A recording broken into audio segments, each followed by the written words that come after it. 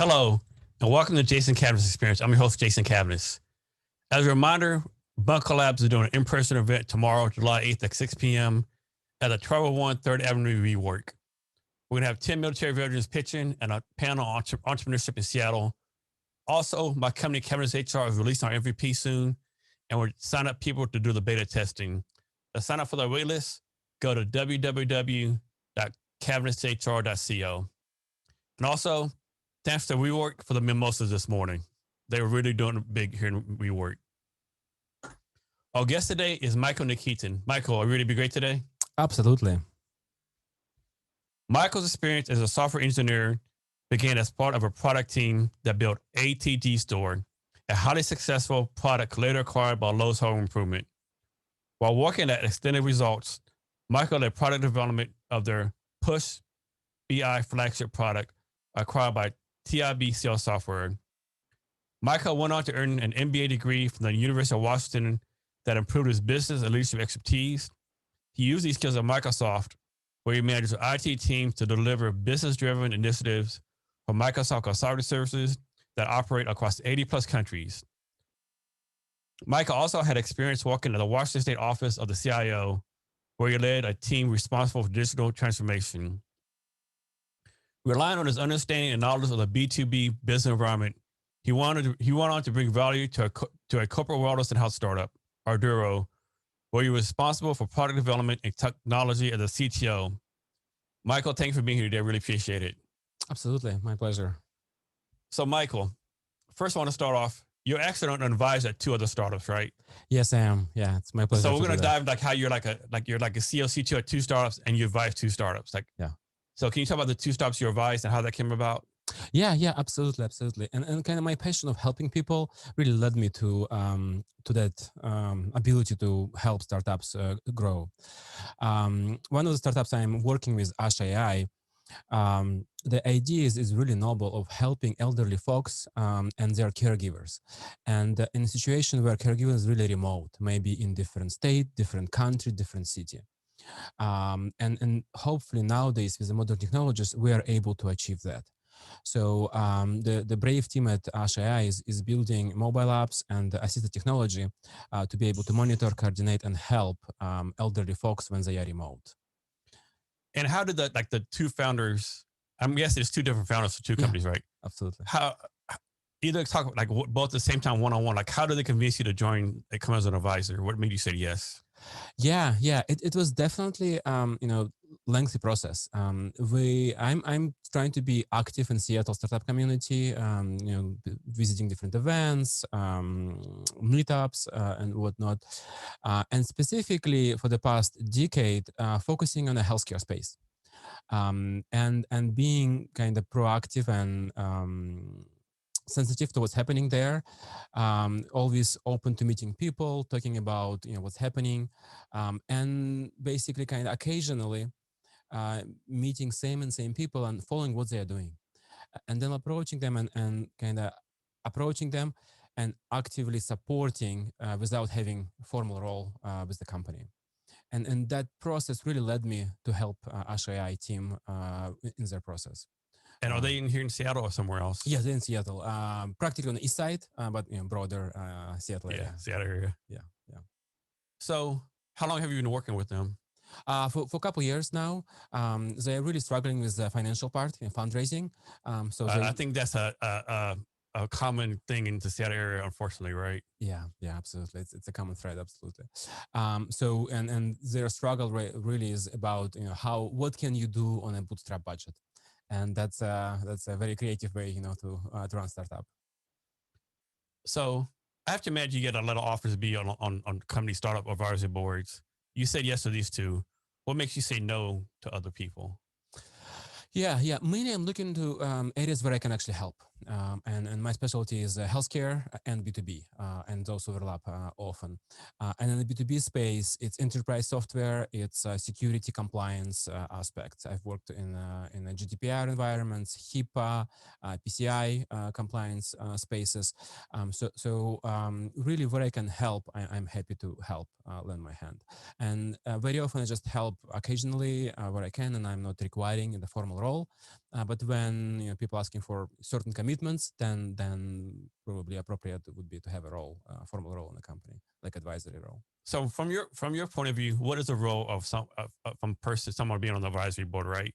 Because I think some founders think you're supposed to be a full-time employee, but no, that's not the case, And you hear horror stuff about advisors say, "Well, I'll join the board if you give me 10% of equity and all this other kind of crazy stuff," right? From your point of view, what should your role be on an advisory board for a startup? Yeah. I never demand or like ask for equity. I really kind of hope that founders will see my commitment and compensate in some way. And I am open, in any way it's appropriate for the. But the most common one is like 1/4%. Or I always read or heard like 1/4% is like the going rate pretty much, as long as the person's getting value and stuff. Yeah. And for that, you probably should expect at least a monthly meetings, monthly advisory sessions, and that's absolutely appropriate. And in my experience, sometimes I don't get anything financial or equity wise. I just help people, and that's totally absolutely fine with me as well. If it moves forward, if I'm helpful, that's great. That's great for everyone. But coming back to your question about how do I see that role is really being proactive and supporting founders, whatever help they need. Help waiting new employees, help interviewing, help picking technologies. So being proactive and being their sounding board on any important or on any questions, important or not. When should a time come when either like the startup advisor or the founder say, "Okay, this isn't working out. Let's separate. Thank you for your time, whatever, but we need to part ways."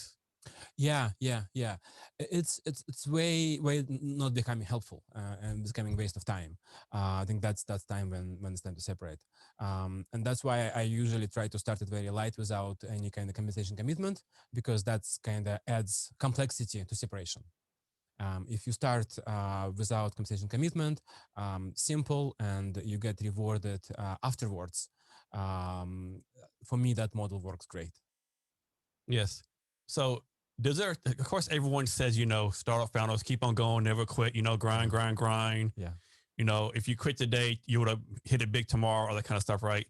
But is there a time when you ever advise startup founders to say, you know what, maybe this isn't working out right? Maybe knowing if it would just stop, do something else for a while, then come back later. Like, this isn't working. Is there any time when you advise that? Yeah. I talked to a few folks who had early on just ideas. And my first advice is to get validation. Before you commit anything, even commit your time, leaving your full-time job and starting, committing full-time resources to your startup, is get the validation point. So prove me or prove yourself that it's viable startup, that's viable idea, and there is market for it. And I would always focus on the market, always focus on the revenue. We can usually, I would like to say always, build a technology. Technology is doable. I mean, everybody thinks technology is like complicated stuff, but really the tech is the easiest piece, right? Absolutely. I've heard that if you think it can be built with technology. Yeah. No matter how crazy it is, off the wall, it can be built. I 100% agree with that. Sometimes it takes longer, sometimes shorter, more expensive, less expensive, but it's doable. On the other side, the market, the customers, the revenue, that's for me always the question and the hard part for entrepreneur. I always push entrepreneur to find first customers, talk to your potential market as a starting point. The next point is really get letter of intention, LOI. If you serious about anything, fundraising, hiring people, committing, you need formal LOI. We've gone through the process. We were able to get it. It's doable. If you get excuses saying, show me the product, when you get it, it's gonna, then we'll sign. That's just excuses. You have to work hard to get an formal LOI, and it's doable. Yeah, that's a great point. Why do you think so many entrepreneurs, like, they focus on product, build a product, and then, they think it's like the baseball movie, building they come, but it's not like that, right? Why do so many entrepreneurs not want to put themselves out there, not want to do the market research, Mm-hmm. And great question. And I think it describes me as well as a person. I am technologist by trade. So my focus is, building, creating. And as a result, the sailings, the connections, the market is afterthought. in one way. But second way, it's much harder. I'm not used to it. It's not my nature to be outgoing and selling. So it's afterthought. It's harder. So I tend to focus on building things. And as a result, if I would be just myself, I would just focus on building and not selling. That's classical startup problem and mistake. You have a great product, but no one's buying it. Let's go back to idea validation. I think you bring a good point. A lot of entrepreneurs are like, well, I validated my product. Did you really? Like, okay, your mom likes it, your best friend likes it, but did you really go talk to like 10, 20 strangers? Probably not, right? Yeah. Can you talk about why people are getting that wrong? Yeah. And it's, for me, my focus is usually B2B spaces. It's slightly different than B2C. But even in the B2C space, yeah, your immediate friends, family is not real users of the product. Yeah, I mean, hopefully your mom likes what you're doing, right? yeah. I mean, yeah, if they don't, then probably there's a big problem. If your mom doesn't like it, the product really sucks. yeah, absolutely. In B2B space, for me, it's simpler because there is actually usually contractual dollars on the table. Even with LOI, you should aim for future dollar amounts in your LOI. So if you talk to your enterprise customers, directors of departments, C-level folks, and enterprises who your potential customers, and they are committed on buying, you should also talk about the revenue part of the deal. How much is they committed to paying for this product? So having dollars on the table to me is the great kind of next step, understanding what it would be worth. So this kind of question for myself. Like when a company does an MVP and they're trying to get beta testers, is there a magical number of beta testers that you try to get, like 10, 15, 20, 100, or does that really matter? As long as you have like 5 or 10, do your beta testing. Yeah. It in my opinion, it depends. It depends. For our healthcare product, AIDA, when we launched, we had one enterprise customer, beta customers who tried us, one of the local hospitals on the east side. Full team of the department used the product. It was about 15, 20 people. And that was amazing results for us. We really saw how product worked and didn't work. What areas we needed to improve, what areas we needed to simplify. So practically speaking, even 10, 15 people will give you tremendous feedback if they're actually using the product. And we were lucky that they were actually using the product a few months in a row. Okay. And alpha test is like when you test it internally, beta test you push out to the public and public like tells you what's wrong with it, right? Yeah. Yep. Okay. Yep. And is there like different, is like beta test version 1, version 2, is just one beta test and that's it? So in enterprise world, it's you need to get at least 1 or 2 clients, and then a few users, but they need to be, in my opinion, they need to be using it constantly, like 24/7, 8x5, 5 days a week, 8 hours a day. So you need to have consistent good volume of usage. In my opinion, quality of usage, even a couple people using it 8x5 is more important than 100 people using it 10 minutes a day. Yeah. Now, I could be wrong, but in my mind, healthcare is like kind of bureaucratic, old school, like kind of, like not tech friendly, How you convince these companies that you lose your like advanced tech healthcare solutions? Yeah. The whole healthcare space for me was a big eye opening, and it still is. We're still learning every day how it operates, what levers we have, and how we move forward. But you're absolutely correct. Healthcare is traditionally been behind the innovation curve because of the in some cases valid reasons. It's human's life. You don't want to beta test heart surgery. Probably not. Yeah, that's not the time to do beta testing. Yeah. So there's valid reasons and some some not so valid reasons. But in my opinion, it's a good example of traditional B2B space. The legal space, probably another one, for traditional, old school, healthcare, legal, and other areas which are in the same space. And to me, it just tells me that you have to work harder on getting first customer. You have to work harder on convincing more people. You have to work harder on getting approvals. So it just additional level of perseverance that required to be there. And are you focused on the Seattle area, or are you like nationwide for your companies? We're in 8 states right now, and actively going into a couple more states in the next months. So how do you market your companies? I mean, because it has to be a different market space, right? I mean, I'm guessing you're not doing Facebook ads and nothing like that, right? No. Yeah, with enterprise, basically we narrowed down who our specific user teams are inside the hospital, for example, and it's very niche one team in every hospital who uses our product. We outlined who the management chain of those people, and we sell to those managers. So we sell to manager, director, C-level person responsible for that function in the hospital. Then that's kind of pure users versus their management and usually buyers. Then we looked outside of it, who are influencers in the selling process. IT is always involved because IT approval, HIPAA compliance, security compliance is involved. No, people forget that. Like whenever like there's HR tech, any kind of tech, ad tech, whatever tech it is for the company, they forget IT is involved, right? Yep. And sometimes, like when I was an HR director at college here, like we want to bring us some new HR systems. IT did not agree with anything we wanted to bring on board, right? And it was like, it wasn't, Yep. So our first buyer is the user manager. Second buyer is IT, who we have to be pay attention to. Kind of similarly, security compliance team. Sometimes it's part of IT, sometimes it's separate, but security compliance is also always a part of the conversation. Then CFO and financial people because they have to pay. Oh yeah, I forgot all about them. Yep, exactly. Great product, we're ready to buy it, IT approved, but there's no budget. Yeah. So they come back in 3 years. Exactly, because our financial year cycle is always at least 12 months, and it's either July or January. If you miss the deadline, good luck. Come back in 12 months. So we have to know. But if you're a startup, you probably might not have 12 months. Yeah. That's Let's talk about that as a separate story about the timing in enterprise and healthcare.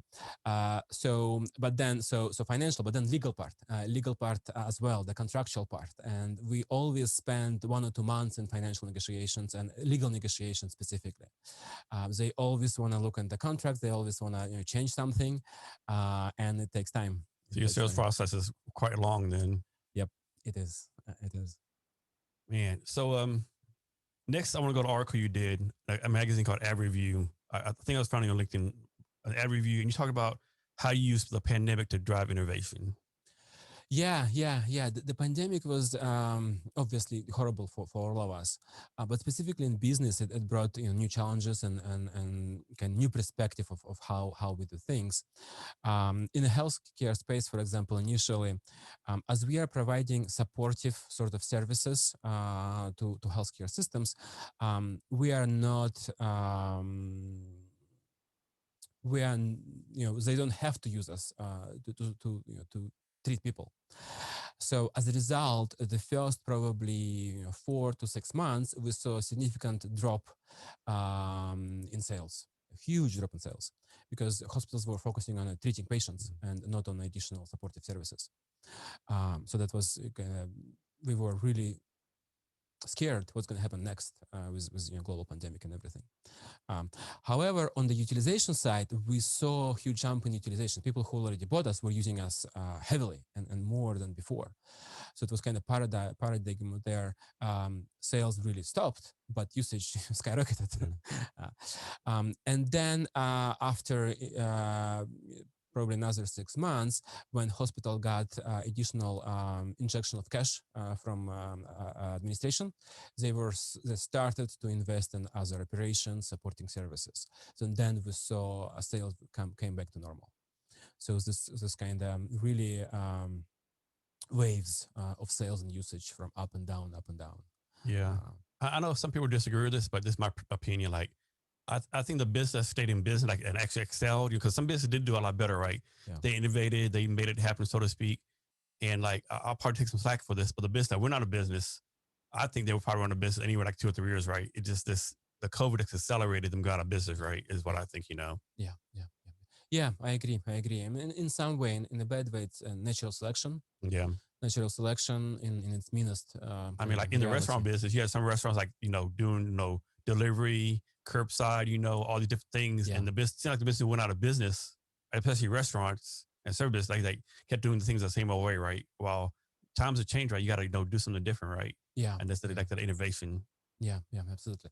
And from the first days of pandemic, we saw people who were using us, the hospitals, they were looking at patients differently because of the COVID, obviously. So, and they asked, start asking us, we immediately start changing the product to fit new profile of the patient, to fit new demands of the hospitals. So, so we had to change kind of platform, the properties, the functionality pretty quickly to adapt to the new reality of the patients coming into the hospital and leaving the hospital. Yeah, my guest yesterday, Scott, he was yesterday. He does clinical research for a large corporation, and they had to change their model, like from in-person clinical research, like remote clinical research, right? Or else, they would have went out of business, right? Yeah. So they had in that level, they had to innovate. So, Michael, you're pretty involved in the Seattle tech startup scene. From your viewpoint, what's the future of the Seattle tech startup scene here in Seattle? Is it bright, negative, like, and compared to other places? Yeah, I think it's absolutely bright. There's no question it's bright. If you asked me 5 years ago, I would say it's a cloud city. I think it's still big cloud city, continues. So when driving here, I drove by the Google Cloud headquarters, Amazon. Yeah, people forget that Google Cloud is here too, right? They always talk about Amazon and Microsoft. They forget about Google Cloud, Facebook, everything else is being here too. Yeah. And it's interesting, like Google Cloud R&D is here. The Facebook.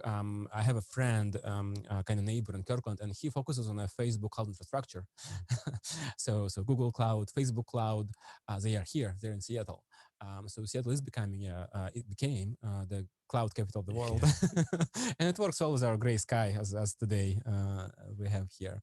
But that's just an example. Then obviously it was great to see all the space exploration that's happening, out of space R&D happening here as well. All the gaming stuff going on, AR, VR. Yeah. I don't know how many people know this, but University of Washington is like a big AR, VR startup hub, commercial labs, startup labs, all that stuff up there. Yeah. So absolutely, I think the future is bright.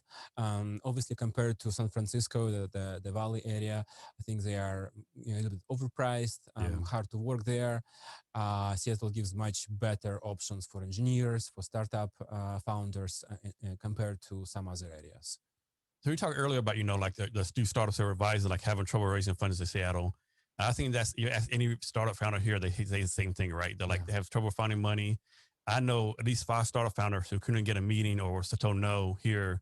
I went to the Bay, New York City, Austin, got money, right? Yeah. Why is it so hard to raise money here, you think? Or is it just the founders aren't going about the right way or whatever, Yeah, I mean, I don't know, but I can speculate and provide my personal opinion. To some degree, what I'm seeing, the type of money we have here is slightly different. In the Valley, in the Silicon Valley space, there is a more successful exits with the smaller companies. In Seattle, we have Amazon, Microsoft, larger enterprises. People who exited those companies are well off, but they were employees, they were not entrepreneurs. So I think kind of my suspicion is, speculation is, in Seattle area, we have less successful small entrepreneurs who exited with the big pockets. As a result, employees exiting Microsoft or Amazon, they are not as risk averse as entrepreneurs in Silicon Valley. That's my suspicion. So I have a friend in the Bay Area. He pretty much said the same thing, because I asked him one time, what's the difference? The way he explained it to me, my friend Matthew Weeks, he explained it to me like, in San Francisco, when an entrepreneur, like, quote unquote, makes it, like, have a $10 million exit, $20 million, whatever the case may be, they reinvest the money in the startup community. And also in the Bay Area, all the VCs, angels that are founder, entrepreneurs, former founders, right? So they know the game, so to speak. We're here in Seattle, it's like none of the entrepreneurs who actually make it or exit, none of them really, reinvest in the community, it seems like. And like you said, all the angels are like Amazon, Microsoft.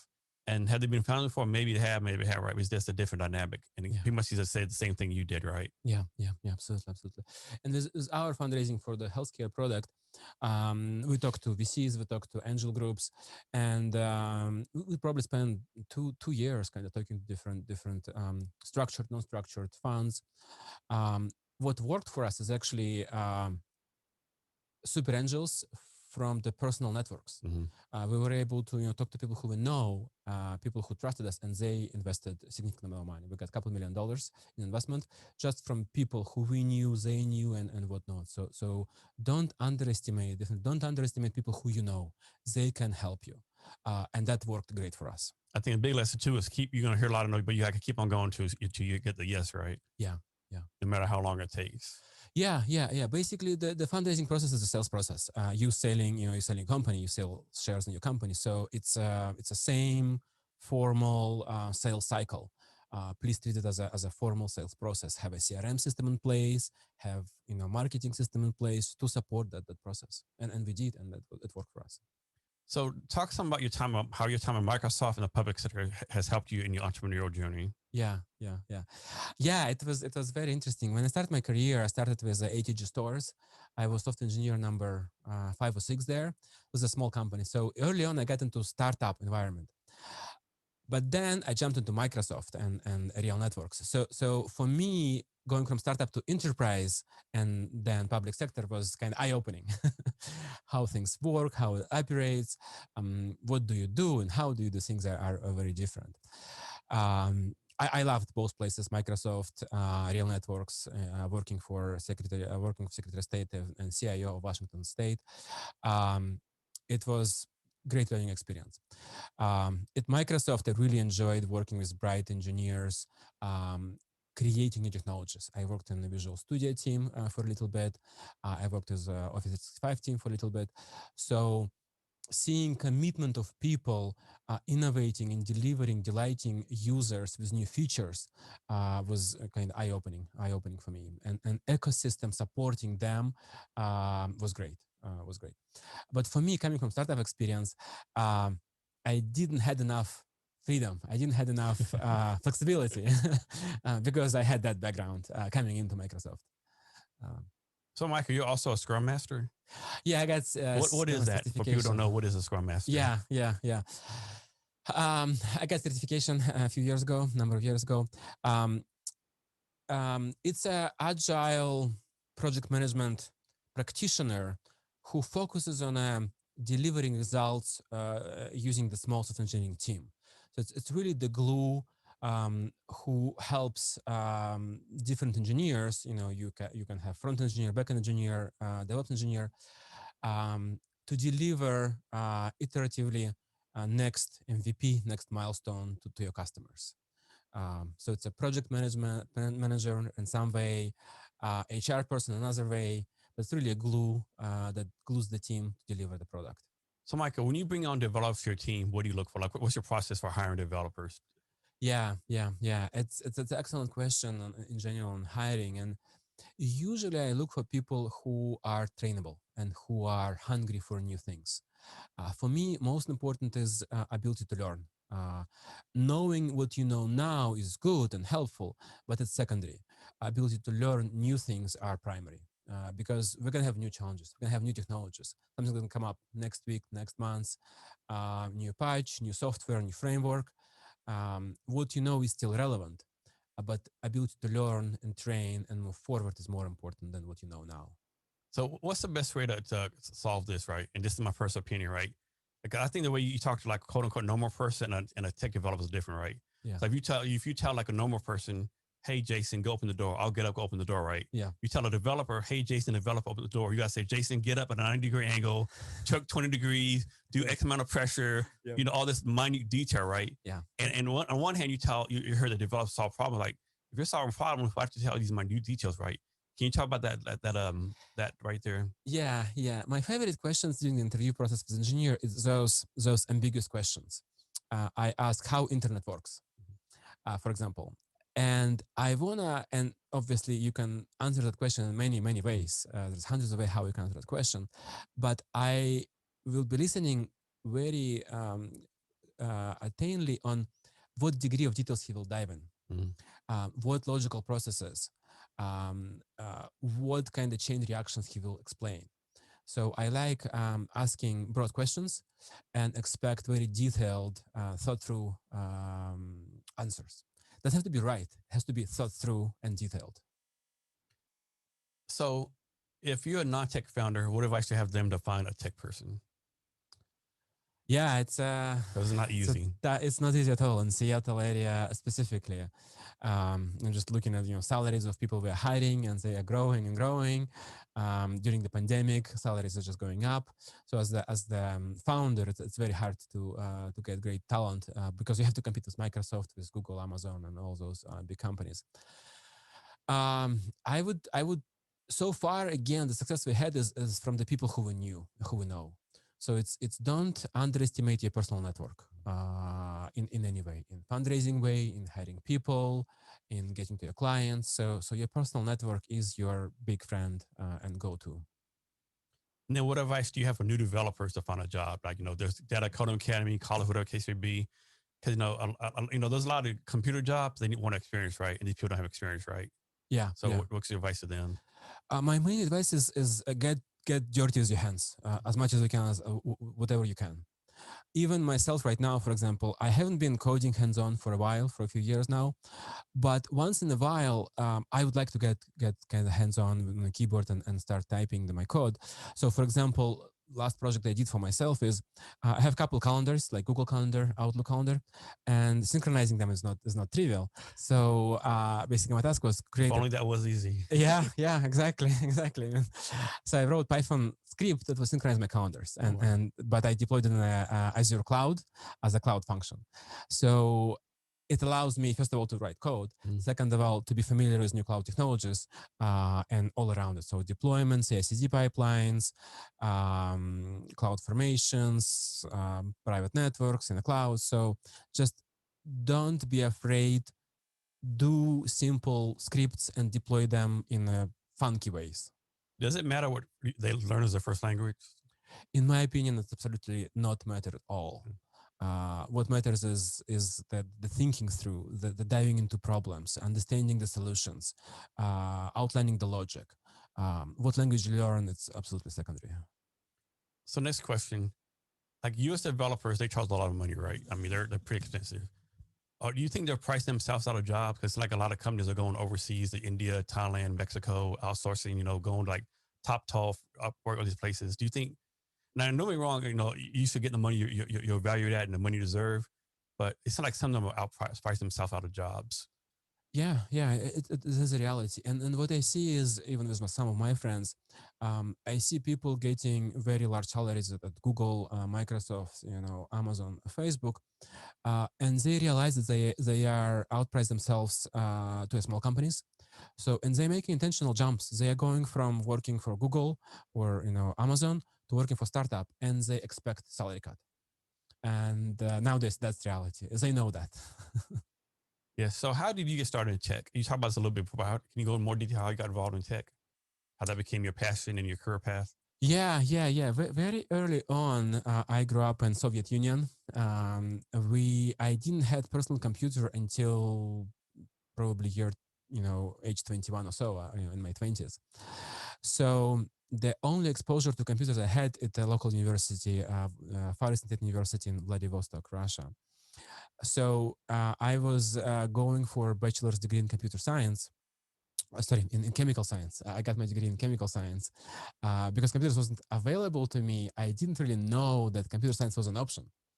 But I really was intrigued by science, by physics, chemistry, the core sciences. So I was going for chemical science there. And part of the curriculum was the computer science classes inside the university. And this is where I got exposure to computers. And I was fascinated and immediately fall in love with technology. Ability to automate, ability to script, and how much they helped students in creating laboratory tests and automating some of the tasks.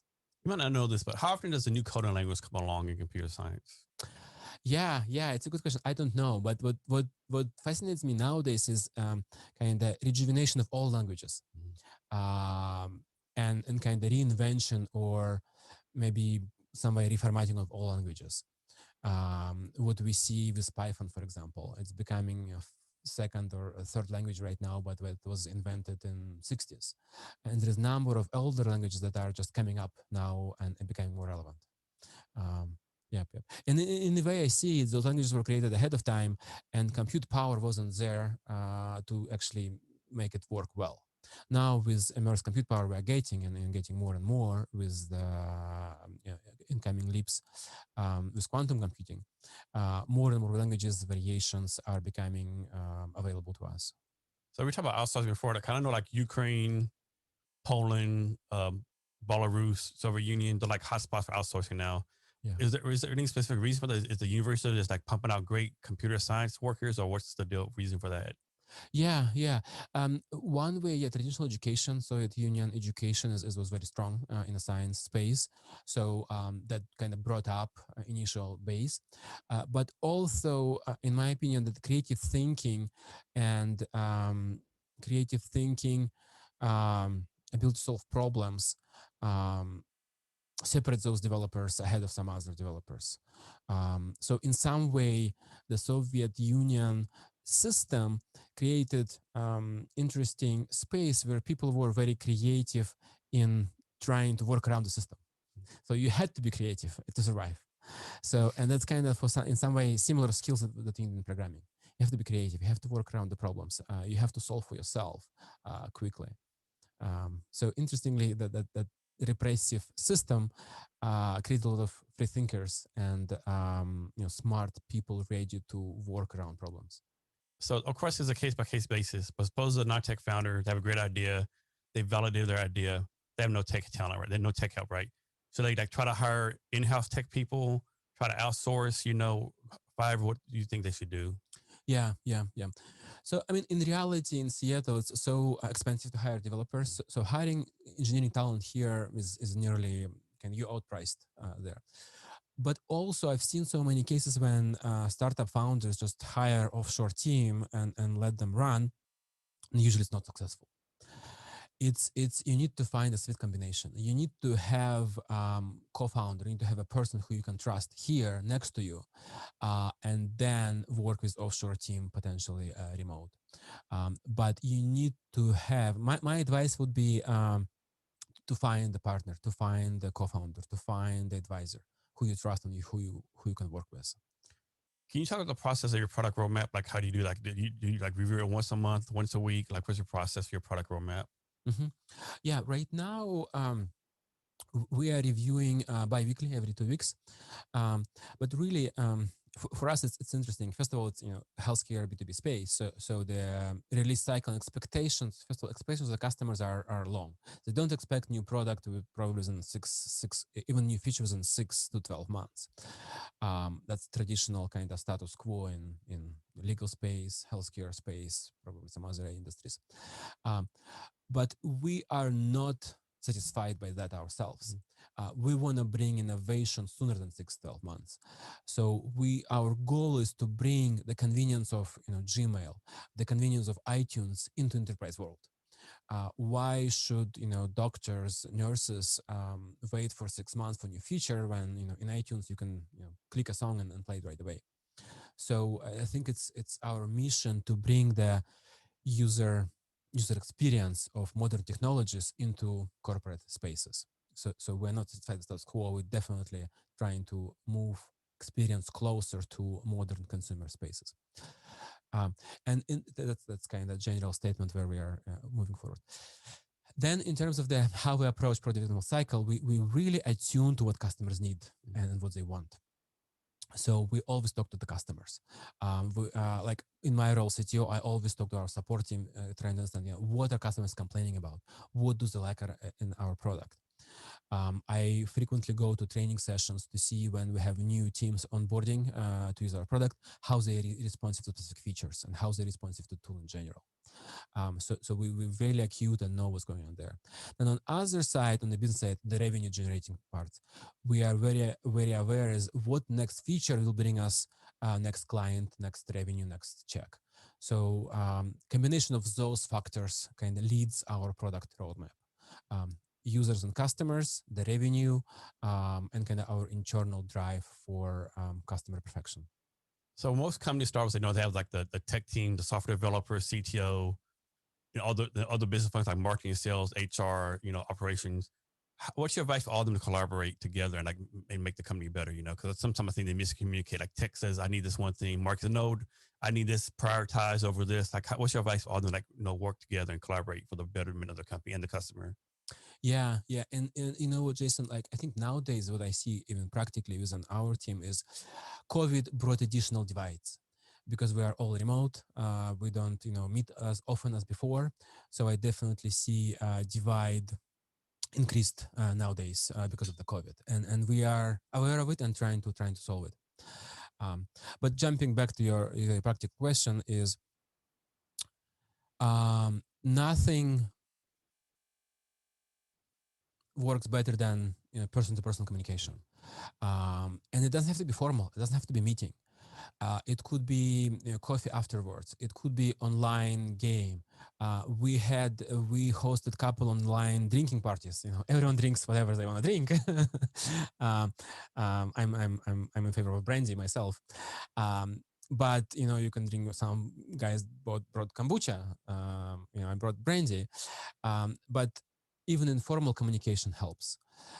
So it's communicate, communicate, communicate. Um, in my opinion, that's the only silver bullet to help teams gel, to help cross team collaboration, to help those kind of juices flow inside the company. So for your startups, when do you decide? How do you decide it's time for the developer to leave? Like the developer's not working out, he's not performing. What's your process for deciding that? Yeah. Um, Again, it's tough decisions, but as a manager, unfortunately, you have to make those. Um, so we do have, even we are very small, have a semi-formal performance review system inside our teams, and as a part of it, usually kind of first signs of performance issues is the schedule and roadmap. How we are doing on schedule roadmap individually per developer, and how they're falling behind, if they're falling behind, and why. That's my early signs of kind of upcoming decisions there. And obviously, if I see developers falling behind the schedule, is first step kind of to acquire what's happening and why. And usually 90% of the cases, it's a valid reason. Something changed in requirements, something changed in framework. 90% of the cases, the reason is logical and explainable, and it's not a performance issue, it's just outside external issues. But sometimes it's not. Sometimes there is some other issues that needs to be addressed on the HR level. So next, let's talk about your company. Is it Itirra? Itirra, yeah, it's a Itirra. software So I wanted consulting to dive company. in that first, right? So talk about that company first. Yeah. Years ago, when I was at Microsoft, I started kind of exploring, and I think it was when iPhone second generation came out, sometime a while ago, and iTunes Marketplace and iPhone apps were coming along. I started looking into, why wouldn't I create my own app and see if I can monetize it. I can skip to the end of it. I did create an app, but couldn't monetize it. And good that I didn't quit Microsoft for that endeavor. I started exploring, what would be efficient and easy way creating prototype and releasing it to market without quitting my full-time job. I started exploring offshore places where I can hire engineering talent, and I ended up hiring a few folks in Kiev, Ukraine. We released an first application for iPhone, second, third. We released a suite of fitness applications. And that was my kind of gateway into fitness and well-being and healthcare. And later it helped me a lot when I was moving in my career. So that was probably first steps in creating my own team and kind of driving product forward. And then after releasing a couple applications, we put it on pause for a few years, but I kept track and contact with those few folks I was working with in Ukraine. And that was first seeds of creating Itirra as a company, as a US-based company. Few 5 or 10 years later, another friend approached me with an idea, and we needed to create an MVP to validate the product. I reached out to those guys; they were available, and we started working together again. And from that on, even I was still kind of working part-time and nights and weekends as a startup founder. I was able to support them, and they were committed full-time. And that was the kind of start of Itirra, basically initially helping friends with their MVP ideas, prototypes, to power them up at effective, efficient way. So what is the company focus on now? What's your vision for the company in the future? Yeah. Our focus is on helping entrepreneurs. We kind of naturally right now focus on a healthcare wellness space. We have a client and we are building a wellness platform, specifically a fitness coaching platform for one of our clients. Because of the COVID, obviously it became big niche, big demand for all those fitness coaches to be able to continue working fully online. Also, we're supporting a number of smaller post-acute care facilities and associations on the digital transformation path. So it's your retirement facilities, for example, they're kind of moving into digital space more and more. So, and really our focus is helping enterprises, including startups, to innovate in the technology and to utilize technology to their benefit. So really we are there not to create your business, but to help your business using technology. Is there any time when like someone comes with a business idea, is there any time you have to say, you know what, this isn't going to work? Like what you want is like, there's no way to make this work. I would like to say no, but there has been cases when people coming with ideas that, for example, could be cross-disciplinary. So they are thinking about it as just a pure workflow automation, AI, ML, but then there is big human factor that requires maybe some kind of in-depth research in emotional technologies or in-depth research in cognitive things. That's unfortunately we're not equipped to help when you step outside of the pure technology and in other areas. Okay. Next for your next startup, is it AIDA? Yes. AIDA. So for that one, talk about how it got started, the origin story, and also what's the focus on now? What's your vision for the future for it? Yeah, AIDA is artificial intelligence discharge agent that is used by the hospitals. So we help hospitals to discharge patients in situations when they need post-acute support. For example, elderly patient looking into moving into retirement facility from the hospital to the facility. It's kind of our core example. And that was our start. Right now, we are moving broader and beyond that. We are looking into how can we help hospital operations with the patient transitions in general. What if patients needs post-acute follow-ups? What if patient needs transportation? What if patient needs some kind of services afterwards, like dialysis or mental services? So how hospital can efficiently schedule potentially those or propose or advise patient to achieve their next goal. So that's practically kind of our product roadmap. The vision of the company is really bringing technology into healthcare, specifically hospitals, and minimizing the costs that hospitals are right now observing because of the inefficiencies in their workflows.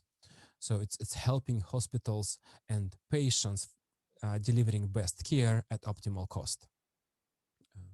So, you have two startups you're working on, like your full-time CTO, CEO on one. That's a quick question.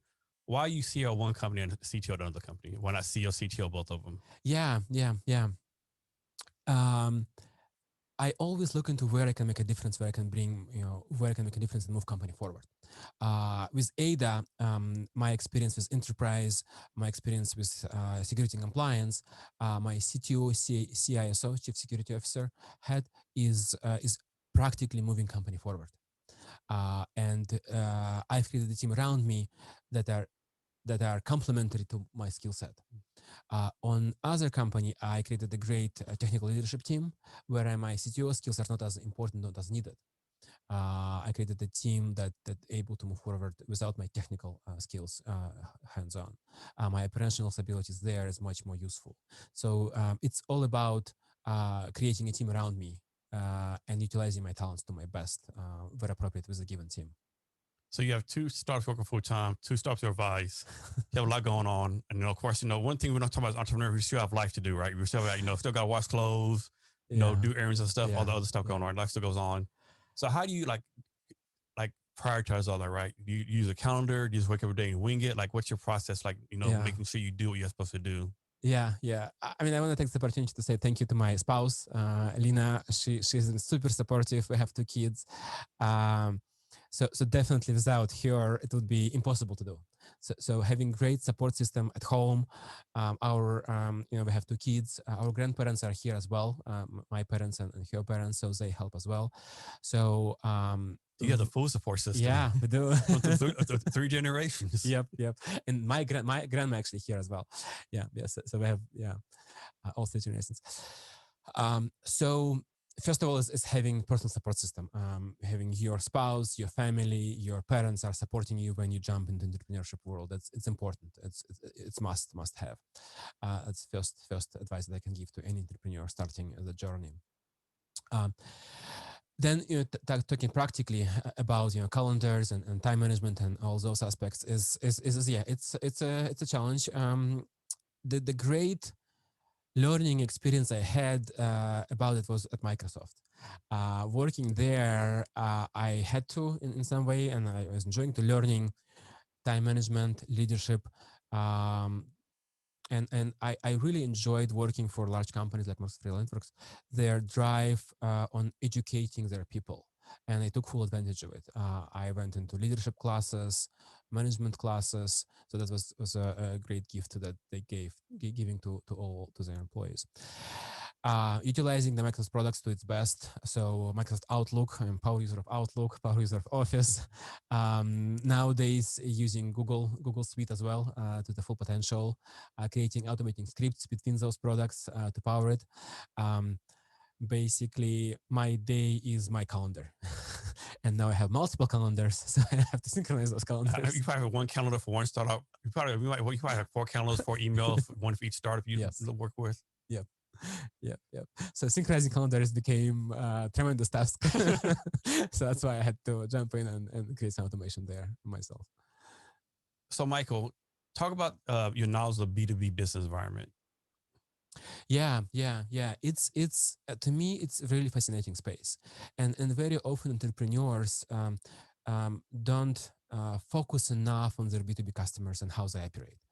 They overlook basic things like revenue cycles, legal cycles, other approval steps, security compliance. So to me,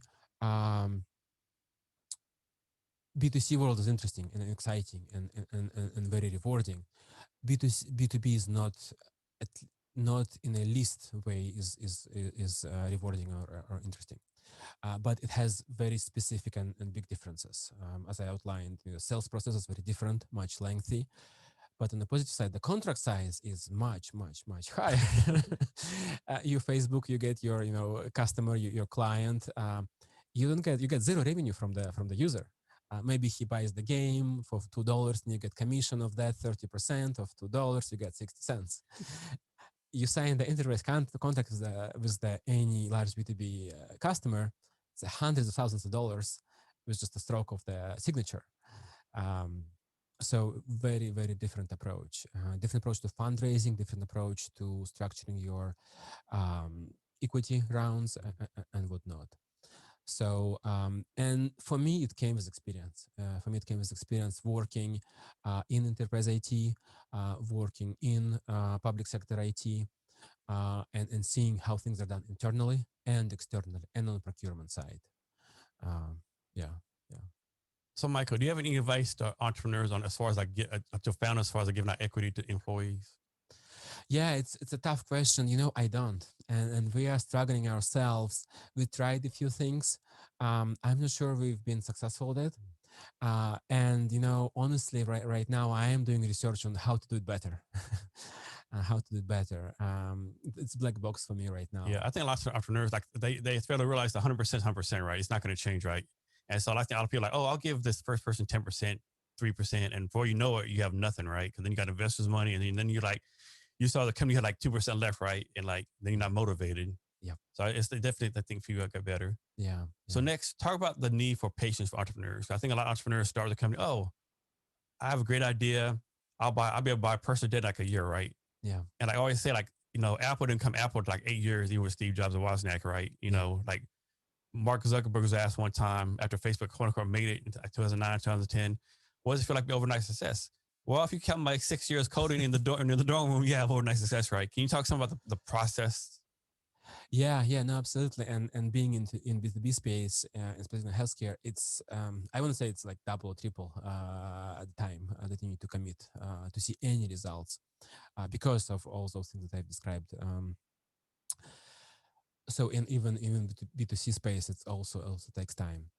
So like practically, giving practical example, our first client that started using us for free as a beta customer, it took us about 2 years to convince them to start using the product for For free. free, yeah. For free. That's crazy, right?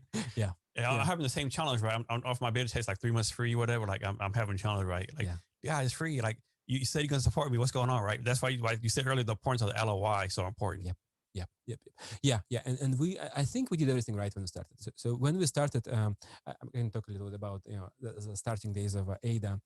At that point, I had a team in Ukraine helping my friends with other kind of MVP ideas. And a close friend approached me. He at that point owned couple retirement facilities himself. So and he saw a first-hand problem of transitioning patients from the hospital to retirement facilities. It took too long, too many faxes, too many papers being handed in person, delays in transition. So there's obvious problem there. Another problem was the hospitals had zero visibility into a population of patients outside of the hospital in those post-acute facilities. So there is transparency issue, workflow issues across the board. So there was obvious problem, and he approached me saying, "Michael, let's think about it. Let's brainstorm. What can we do to help the problem?" We connected with local nonprofit organization connecting those facilities. We're still working actively with them in Olympia, Washington, they kind of nonprofit government sponsored association. We are still actively involved, and early on, we start diving deep into those business processes because it involves payers, hospitals, involves the government, DSHS, and how all that operates. A lot of agencies. Yep. It took us a few months to figure out kind of what can we do. We put it on a paper. It was just a PowerPoint presentation, and we went to the first hospital. It was just a paper presentation. And the question was, if we build it, will you buy it? So we went to 3 or 4 local hospitals, and majority, I think everyone except one said, we're ready to buy today. Oh, Give wow. it to us. The one said, when you build it, come back to us. And that we were able to get LOIs from them. Getting to that point wasn't easy. Getting in front of the customer wasn't easy. So we had to again take very strategic approach and formal approach of just approaching clients, asking for LOIs. It's again treated formal, treated as your sales process. Have a CRM for it, have a marketing campaign for it. We had to go through multiple people. We had to kind of go through multiple chains of leadership to get to the person who could give us LOI. But we were able to get to that point, and that was exciting. So, Michael, what's your advice on that? Like go back to you first started, you really had no money, and you had to convince people to come with your startup, right? And people don't realize how hard that is, right? Because first you got to convince them to come on to start for free. Like I say, I can tell I'm gonna give you 1% of equity in my company. That's really me saying, hey, here's the pot of gold and the rainbow. It's probably not gonna happen, right? And not only that, you might have a great employee, great person for 6 months. But after 6 months, they can't work for forever. They gotta, they say, hey, Jason, I got a job, 100,000. I gotta take it, right? I'm sorry it didn't work out right. How should people work through that? Yeah. It's hard, and that's where I think myself I need additional kind of looking into the situation. But the models I saw theoretically should work better is when you allocate some pool of equity, not 100% for sure, some small percent, yeah. some, and then you sort of start tracking people's output or time commitment, not future commitment but past commitment. Let's say we've worked together for 2 weeks, you and I. We track our time, let's say, or we track the output we produce. So for example, lines of code I wrote, a marketing campaign you created, for example. So and we try to measure output. And then based on that output, we allocate equity based on already produced output. So this way you are kind of ensuring that you're not overpromising the future.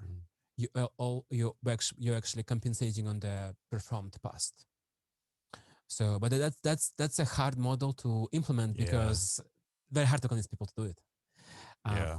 You're talking to a person coming from Microsoft, collecting six-figure salary, jump to my startup. I'm gonna give you zero now. 6 months after, we'll talk about how much equity we have. I think the challenge too, that there's like this myth, the startup myth, right? You start a company 6 months later, you're like a millionaire.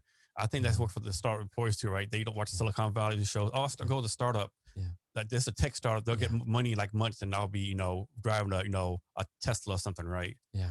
And there's way too many failures for that, Yeah, it's a grind. Startups are grind, and you have to be prepared mentally, financially for it. Yeah. For your two startups, are you the only founder? Do you have co-founders? I have co-founders in both of them. Can you talk about the process of how you found these co-founders? How that worked? Yeah, no, absolutely. And it comes down to what you do best, and finding people who can help you substitute things that you don't do best. So in AIDA, for example, I found a great person, Julian Paraschiv, my friend. He actually approached me with an idea, but I would like to say that we are an excellent team. He has the sales experience. He has the fundraising experience, and I have tech experience and operational experience. Perfect marriage, so to speak. Exactly. So you have to look for those perfect situations. You have to find them, or if you cannot find them, find advisors that can substitute them. If you cannot do that, hire people to do that. But hiring would be my last resort. You need to have your core founding team committed without financial kind of agreement, because startups, it will take years to get to measurable revenue. It will take years to be able to compensate appropriately each of the founders. So you have two startups, both separate businesses. How do you make sure like they don't cross paths, so to speak, right? You make sure like one's on Google Drive, one's on cloud, like separate bank accounts. How do you make sure you keep them separate as much as possible? Financially, it's fairly easy. We have very different financial systems, different bank accounts, different everything from financial perspective. Different co-founders, right? Yeah, different co-founders. Okay. Yep. So financially, it's very easy. Operational wise as well. But what I am getting positive is kind of cross-pollination of skill sets, cross-pollination of knowledge. So I'm in a great situation where I can bring benefits and economy of scale, having like learn a lesson on one startup and take it to the other startup. Yeah. Even utilizing the people, having people working part-time on one and on another. So in compensating them from different parts. You ever have one co-founder say, "Hey, Michael, you're spending too much time on the other startup. You need to focus on my startup more." So this has been some rumblings around that way. But I believe I have a great teams in both startups, and they really help each other in all possible ways. So as an entrepreneur, startup founder, where the case be, we have a lot of things to do every day, right? How do you personally make sure you wake up tomorrow, Thursday, and focus on priority 1 through 5 versus focus on priority 26 to 30? Yeah. My first priority always is to enable my people, enable my teams. That's by far the most important to me. So when I wake up, I look at my email, I look at my Slack, I look at my Microsoft Teams, and I look at questions, comments, issues from my direct reports. And that's by far most important to me. And my first question in the morning is to my teams is, how can I help you? How can I block you? How can I help you move forward? That's my first question. And then I look beyond that. Then I look at what is our roadmap, where are we supposed to be, where are we going, how are our financials, and whatnot. So what's your schedule like? Like, do you like work 7 days a week, 80 hours a week? 7 days a week, 80 hours a week. You take weekends off. You work a month straight, take a day off. You what's your schedule like for that? Yeah. It's a very sore question. And again, I want to say thank you again to my wife, Lina. She's really supportive. She makes you take days off, I'm guessing. Yeah. So I try. My goal is to have healthy work-life balance, and goal is 8x5, kind of 8 to 5. But it doesn't work that way in reality. So in reality, it's all over the place. So we have clients on East Coast and middle of US. That 3-hour difference is Yeah. a motherfucker sometimes. Yeah, yeah. My engineering team, core engineering team in Ukraine, Kiev, that's like 12 hours difference. Then talking about like days and whatnot, very often engineering teams works on Saturdays. The holidays are completely mismatched. We work within the hospitals, so they don't have holidays. Yeah, 24/7. Yeah, they 24/7. So as a result, usually my day looks like today. I had a 6 a.m. meeting. We had a meeting with product management team here, engineering team there, cross collaboration meeting at 6 a.m. Then we had 7 a.m. meeting talking about specific items on our roadmap. Then we had 8 a.m. meeting. Then this. Then this. Then I have my strategy meeting with executive teams down this afternoon here. Sometimes we have investors calls in the afternoon and late at night.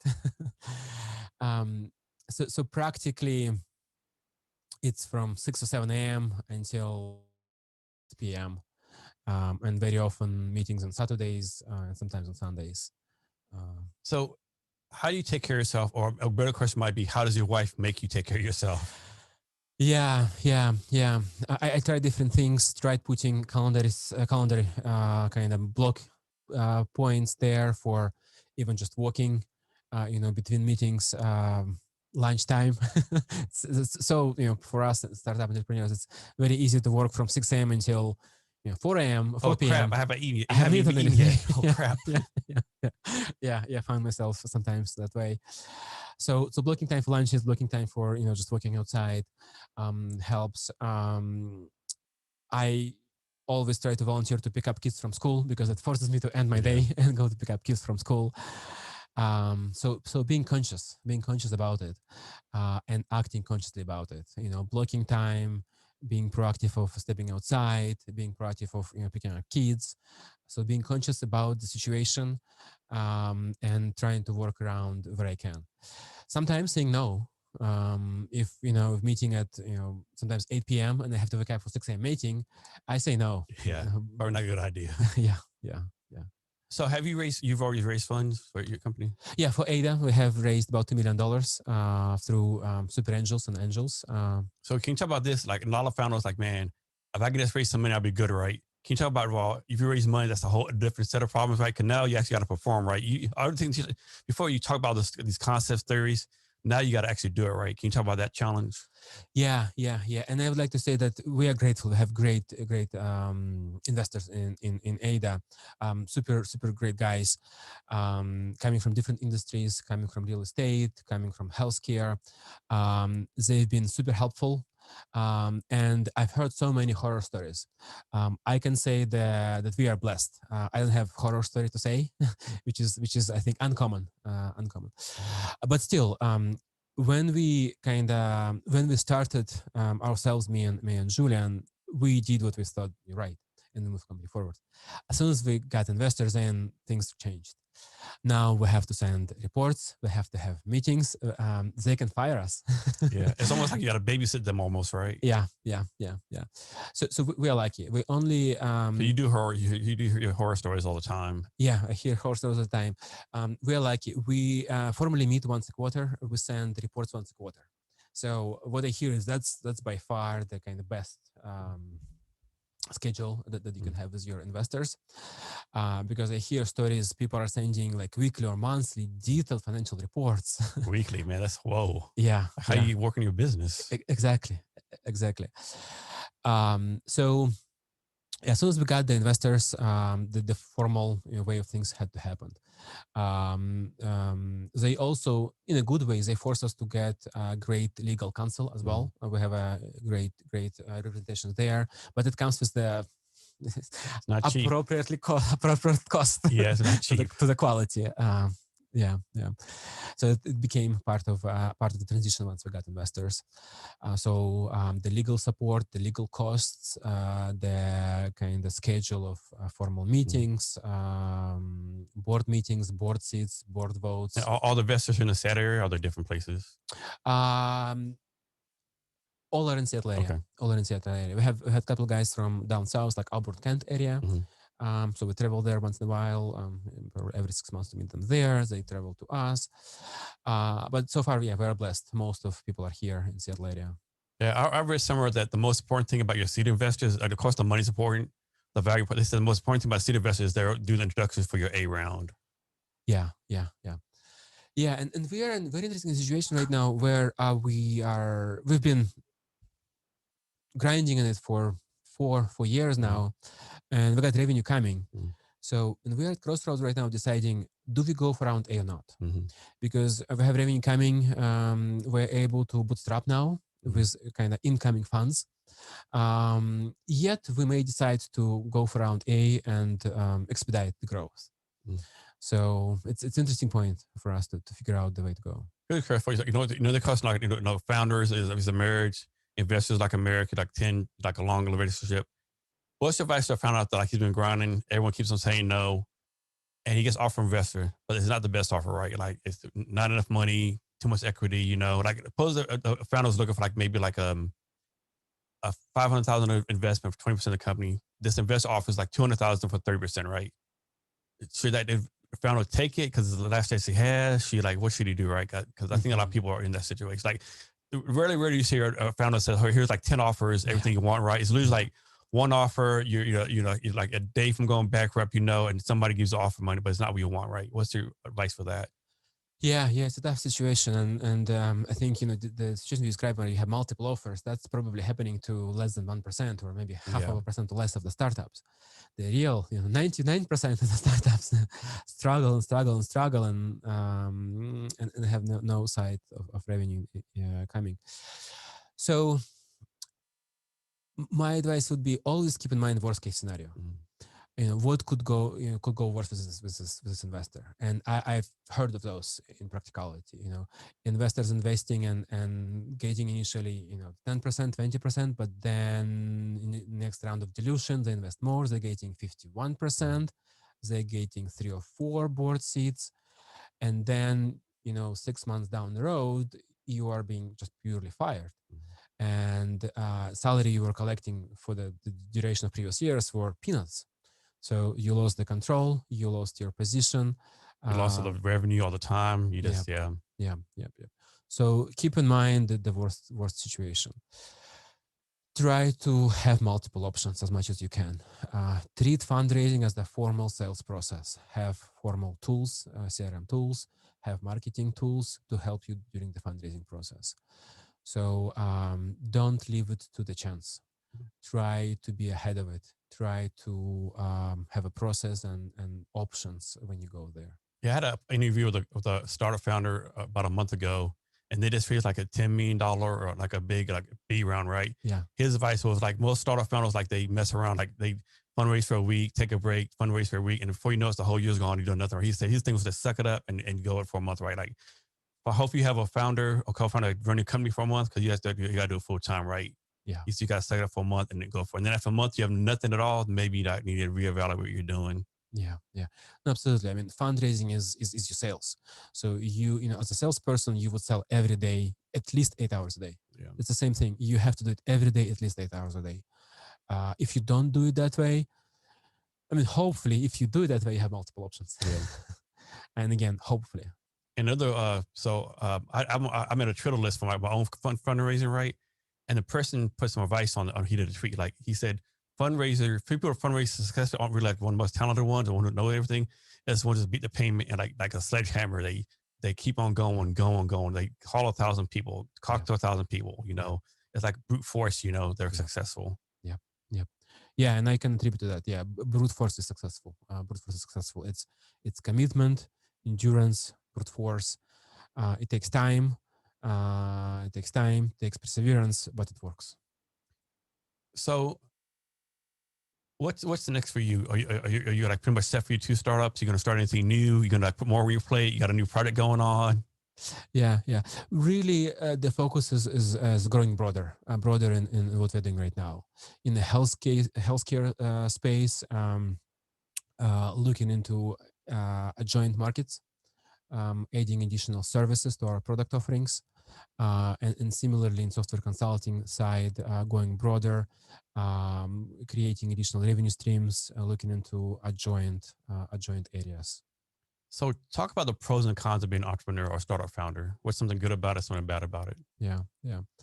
I think most important financially is if you are going to the space to make money, You're gonna don't do fail. that. You're gonna fail. You're gonna fail right away. So financially, it's not the place to make money. If you wanna have 6-figure salary and good retirement account, Microsoft, Google, There's plenty of options Facebook. in Seattle. Plenty of options in Seattle to do that. Yeah. And even I have many friends who are not technologists, who are not coders, and they get great jobs at Microsoft and Google. They need financial people, they need analysts, they need project managers, they need other roles. So my advice, if you want to make money and you're not coder, you still don't discount those tech giants. Look into Microsoft, Google, Facebook, Hulu, Netflix. They still hire other areas. But if you want freedom, if you want to create something that will excite people, if you want to move something forward and have full control over it, then entrepreneurship is the way to go. It's unknown, it's black box, it's scary, financially not wise, but Very unwise financially. yeah. And one thing, like for me, like the con is like I'm probably working weekends and stuff, but the pro is like, I can go somewhere, me and you could go have a beer after this, right? From 1 to 2, whatever, because, we have our own schedule, right? No one's controlling us, right? But having said that, we go have a beer from like 1 to 2 this afternoon. Yeah. We're going to probably like work a late or hour later on. Yeah. I think that in some cases they call it golden handcuffs. Yeah. And like I try to take advantage of that where I can. Previous couple of weeks I was in Florida actually with my kids. I was working part-time, of course, like early mornings and late meetings. But it was great taking, my boys on the Florida coast, enjoying the snorkeling with them. That's definitely great benefit of being an entrepreneur. So Mike, you talk about this some, but how do you keep update with all your technical skills? Yeah, it's tough, but I try as much as I can. If I do something myself, like get my fingers on the keyboard coding, I always try to stretch myself. Like for example, my go-to language myself is C#, Microsoft Stack. I try to kind of go away from it as much as I can. Right now I'm learning more and more in Python, Kotlin, other languages. So it isn't kind of like the hot new language now. Kotlin is interesting. Yeah, it's a Google product originally from. It's supposed to replace like JavaScript, I think. Yeah, but it's I don't want to get too technical, but yeah, it has great benefits. High level language, so bringing a lot of interesting things in the framework. JavaScript has I think 2 camps. People love it and people hate it. I'm in the hater camp. Okay. I hate JavaScript, but you have to know it. You have to write it nowadays. So I'm on a Kotlin side versus JavaScript side. So for your 2 startups, are you the one like personally reviewing the code, or someone else does that? Yeah, that's a lot in itself, just reviewing people's code, right? That's the full-time job, right? Yeah. So yeah, I've stepped away from writing code, probably like writing production grade code. How about reviewing the code, probably though? 10 years ago. I review occasionally, but even that, having kind of stepping away from that, I wouldn't be as useful in that specific role anymore as well. So for me right now, as leader, as the kind of driver force behind startups, it's how can we move the company forward from financial perspective. So I'm pretty much CFO of both companies. Okay. How can we move it from investors' perspective? So my co-founder Julian is having excellent job as a fundraising, but in terms of the financial reporting, operational support of the fundraising process, of the investor relationship process, I'm there. I'm driving that process. So I'm there in areas where I am moving company forward. I'm not moving this line of code forward. Okay. So big picture stuff. Yeah. So what's your advice for this? Like best case scenario, a developer just finished college with coding academy, right? And like this guy's got hit the bank, right? He has an offer from like Amazon or Google, making a lot of money. He also has an offer from a tech startup who has like just raised an A round of funding. which should he go? He'll get paid same salary, both pretty much startup crowner. Should he do the big corporation route or the startup route? Yeah, my advice comes with caveat, but absolutely take the startup route. You learn much more. You will dive much deeper. You'll have wider and deeper exposure. The caveat is financial part. Yeah. If you have student loans, if you want to buy your next car or whatnot, your decision might be different. But when I got associate in computer science here in Seattle, I went to startup, and I don't regret it. Any second. One thing we didn't talk about the importance of design to startups. Can you talk about the importance of having a great UX UI designer for your startup or a company in general? Yeah. From that perspective, I love Steve Jobs' approach. It has to be beautiful. It has to be beautiful inside and outside. I try where I can use the principles. And for me in B2B space, it's hard because the B2B users don't expect that. If we put button on a white page, that's good enough. Yeah, it works, right? Yep, it works. It does what it needs to do. The widgets, move forward, So for me, it's hard to enforce it in B2B space. And I try as much as I can in everything that I do. Yeah. I think a lot of people forget how important design is, right? The color scheme. Like before I I had no idea colors had numbers, right? Yeah. Like, what do you mean there's like X214 blue? Like, what are you talking about? Blue's blue, right? Yeah. Yeah. But there's so many variations of blue. And even recently we've been in our tool, we have the messaging tool that communicates between social work and the hospital and post-acute, the retirement facility stuff. And we're looking at coloring of the messages back and forth, and we stumbled, and I decided, let's do it right. Let's try to do at least whatever we can to make it right. And we stumbled into research that Steve Jobs or Apple's team did on iMessage some time ago when they initially entered, and shades of blue and green they implemented there. It was absolutely intentional, the variation of blue and green, and how you see different color communicating to different people if you're on iPhone or Android coming from iMessage, and how it's different, and what meaning behind it, and unintentional associations of it. Yeah, he definitely knew what he was doing. No doubt about that. So, Michael, is there anything that I should have asked you or you want to talk about that we haven't covered? Yeah. I want to talk about my drive of supporting entrepreneurs, and I'm definitely going to continue it in Seattle community. So, with anything I can help new entrepreneurs, we are right now doing an informal campaign of few hours, 2, 3, 4 hours of support with any and mostly technical and compliance issues and technical advisory hours we can to fellow entrepreneurs who struggles. We're happy to do that. Myself and my technical architect on my team as well. So, Mike, here in Seattle, there's like a lot of startup help, right? There's Startup Grind, Founders Live, Seattle Angel Conference. I mean, you go on and on, right? Yeah. Bunker Labs. There's so many communities, right? How should an entrepreneur pick the right one for him, right? Because obviously, I mean, you could go to all this networking stuff, do all this stuff, but then you can't work your company, right? How do you go about picking the community that's right for you? Yeah, my advice will be try all of them, and I have. I've been at Bunker Labs multiple times. I've been to all of the events that you mentioned. And they're great events. You should definitely try all of them and pick yourself.